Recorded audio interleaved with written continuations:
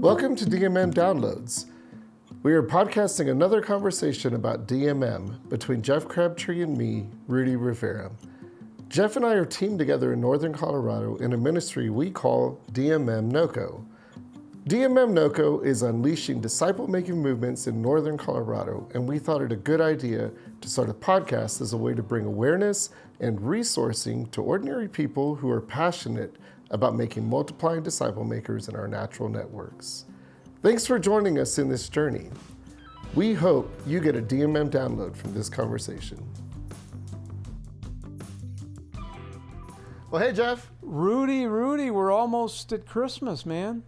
How far away are we? It's a week from this Thursday, and this is Tuesday, so a little over a week, bro. You better get ready. Wow. Okay. I think this episode just ended, and I'm going to go home and do some Christmas shopping.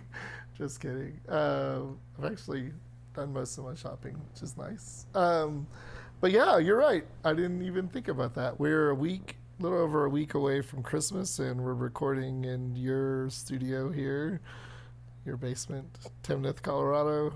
And we've been talking about many things as we tend to do when we get together. Jeff, first of all, thanks for taking time to know me better, just to ask me questions. That's how I got to your house, and you just started asking me questions about my family, and I really appreciate it. Yeah, you bet. I feel the same way, and whether in this episode or another, and we'll unpack this whole idea of being known or knowing in a little deeper dimension. So that's probably why you said that, is because we've spent half an hour talking about us as human beings in creating the image of God, wanting to be known, needing to be known, but maybe our structure or our systems in the West in Christianity don't always arrive at that. So, which is kind of the topic of this episode, I think. The idea of, I don't know if you just said it, but the idea of structures or systems. And you shared something with me that I've yet to read yet, but I asked Jeff, maybe he'd be willing to read an excerpt of something you've been reading about ecosystem and systems. And I'll let you explain it better, but I just want to throw in really quickly to say, I just think if you're listening here in North America, as an American, let's put it that way, I've heard it said, I've come to believe that we Americans are really good at systems. We can franchise anything, kind of thing. You know, we can build efficient systems that work as expected. And that has a lot of strengths. That's a lot of good that it's done for the world. But it does have some issues as well. So I don't know if that's a good setup, Jeff, but take it away, bro. Let's talk about ecosystem and systems. Yeah, the backdrop, I think I'd say this, and then I'll mention that, is Western faith, Western Christianity, Western church as we know it, has it fallen prey to being a system, or is there the DNA of an ecosystem? Did Jesus create a system, or did he leave us an ecosystem? And the reason that we're talking about that is I've recently come across a book. I like to read, you know that. I don't know, how many books have I given you? If you want a book, reach out to me or Jeff. Yeah, if you look in the back of my car, what is there, probably 40 books. Yeah, anyway, yeah. I came across this, and I just pre-qualify that I'm just starting to read it, so I can't totally refer you and say this is a great book or whatever, but I'm pretty intrigued by it. It's entitled The System or the Ecosystem by an author, Michael Peters. And so we were just talking about that in regard to life, faith, being known, disciple-making movements, DMM downloads. And so we were talking about that, and you asked me, does he give a definition of system versus ecosystem? So I thought I'd read that to you, and then maybe that will lead us for more discussion. Again, we're trying to look at, is Christianity by nature a system or an ecosystem? And then in Western culture? Like you said, we're pretty good at systems. Mm-hmm. Have we created and built Christian system, or are we leaning in to try to develop or nurture ecosystem? So system, he says, is a noun. A system is a human-built machine where parts follow fixed rules to perform a specific task. It's rigid, predictable, and ordered, repeating its assigned function until an outside agent upgrades or changes it. It does not grow on its own and is always vulnerable to wear, aging, breakdown, and the need for ongoing maintenance. And then he gives the definition of ecosystem, noun, organic. An ecosystem is a living, interconnected web where diverse parts exchange value and together create more than they could alone. It naturally adapts to the threats and environmental change, with each element learning to work synergistically with the others. It's messy, flexible, and self-healing, more like a garden than a machine. So that was the backdrop that we're bringing to our listeners. Again, thinking about DMM, thinking about faith, thinking about Western culture, thinking about what model did Jesus leave, thinking about, do we know and are we known by others? I think all of that to say, can we put, not negatively or maliciously, could we put Western faith, Western church, Western system under the microscope and say, are we inadvertently repeating and building church system? Or are we nurturing an ecosystem which maybe the Lord has left by his incarnation, modeling, and the Great Commission? Back to you, Rudy. Wow. How do you handle that one for our listeners? Yeah, that's a great question. Maybe I'm a little less tactful than you. I think I don't know how we have not created a system. And that goes back again to my trip to Poland that I told you about, where I think other countries look at us, and if we can, it'd be interesting to ask our African brothers that we've interacted with. Do you think America's good at systems? But I'm going to say we are. I think we are good at systems. So then it makes me think, it's like, well, to be American is to be a system person. You know, it's like they're one and the same. And that's not necessarily wrong. It's just kind of what it is. But what are the pitfalls that come with systems, or what are the concerns that come with systems? And so I'm going to say, yeah, I think we have created a system in America, even within the church. Maybe the question I have is, what does it look like to nurture an ecosystem? So I'll toss that back to you. And I'm actually literally thinking about that as I toss the question back to you. Curious what you'd say. But yeah, do you have any thoughts? Well, yeah, we could take it a lot of different directions, but I think maybe the one I'd go here is that you and I started talking, which we spent a lot of time together, been together for a lot of years. And somewhere along the line today, I was asking you about some personal things. And then you said, hey, thanks for just kind of spending time allowing me to share and getting to know me. And that's then spun off like, yeah, I don't know that 48 years in following Jesus in Western culture, I'm not sure a lot of people, if anybody really knows me.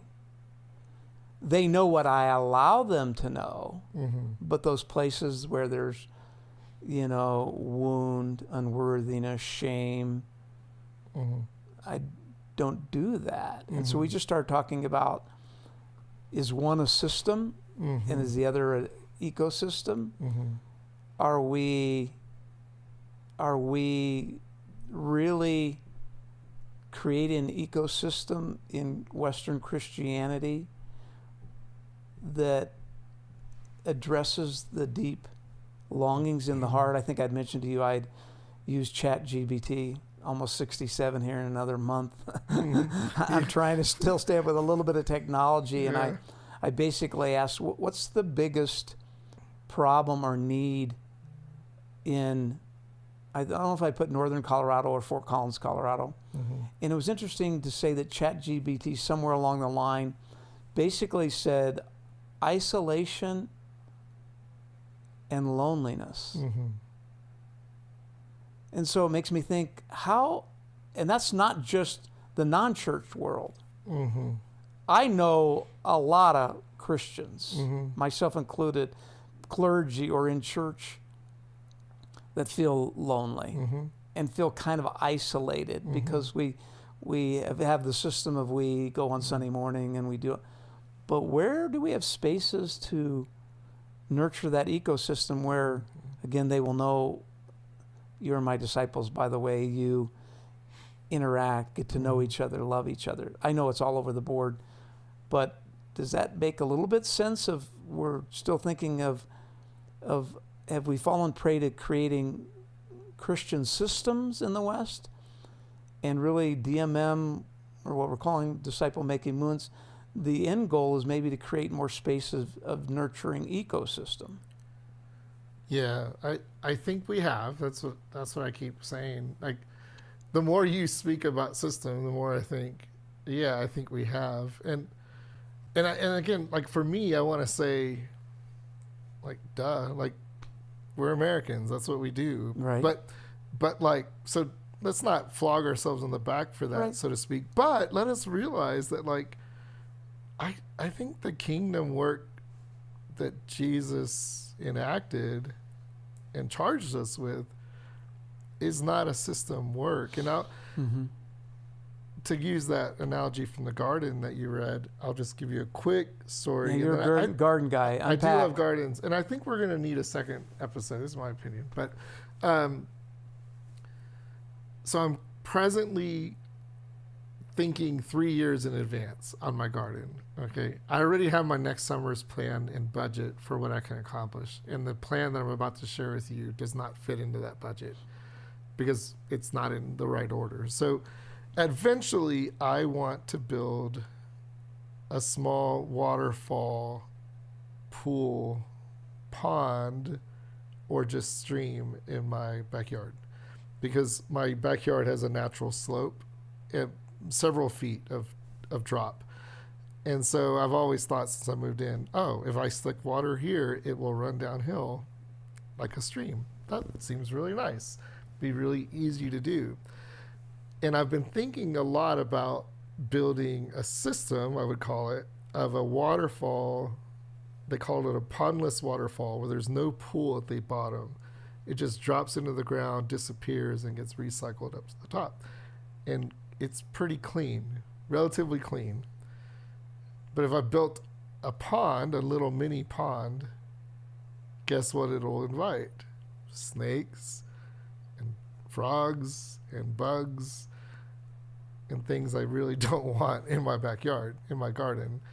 And so I've actually been leaning towards the system and not the ecosystem, because it's convenient, because it's clean, because it'll be less work. Wow. Because, and this was my yesterday day off. This is me thinking about my plans and thinking, I don't think I want the work and the messiness, the danger even, Jeff, inviting snakes into my yard. Because I know water with frogs, it's going to invite all sorts of creatures. But it would be an ecosystem. Does that make sense? Yeah, so bridge that over to the spiritual. That's what I'm trying to say, is I'm sitting here being convicted. One, I think I need a pond in my backyard and not a pondless waterfall, because it will embrace more the messiness of the ecosystem. But secondly, I think related to the church and DMM, I would just say, I think that's part of the invitation, is, as especially maybe as Americans who are prone to systems, I think, and I've seen this in my own life, DMM is invited me into the messiness, the danger, the folly even what idiot wants to bring a snake into his backyard? But I think it's invited me in to that kind of living as a Christ follower who is prone to system. I've built systems. I've been a part of the system. I'm the top of the system in some chains of command. But Jeff, it's never quite done it for me even, right? I do think, like in the case of my pond, I do think there would be more life if I built the actual pond and not the pondless waterfall.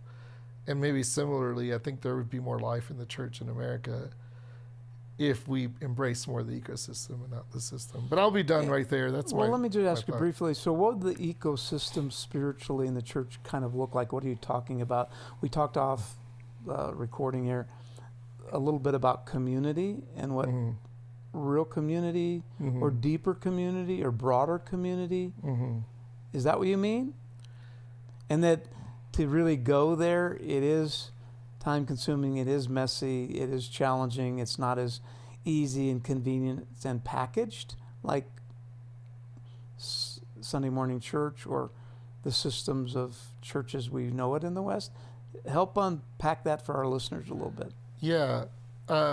Would you be okay if we do that in episode 2? Let's do the next episode. If you're listening, you got to come listen to the next one. Yeah, cliffhanger. Thanks for that intro, Jeff, because I think that's the right direction there. Okay, thanks. Thanks, Jeff, for that engaging download. In DMM, we like to say that disciples are learners.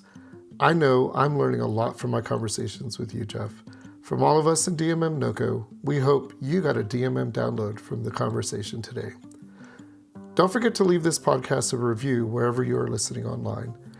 If you found this conversation helpful, please head over to our site, dmmnoco.com, where you can find more content for your DMM journey, including a self-paced Habits of a Multiplying Disciple course. The course is designed to give you practical next steps to becoming a DMM practitioner and multiplying disciple maker. You can take that course for free at dmmnoco.com. We will be back next week with another engaging DMM download episode. Until then, may you hear from God through His Spirit and take simple steps of obedience in what you hear.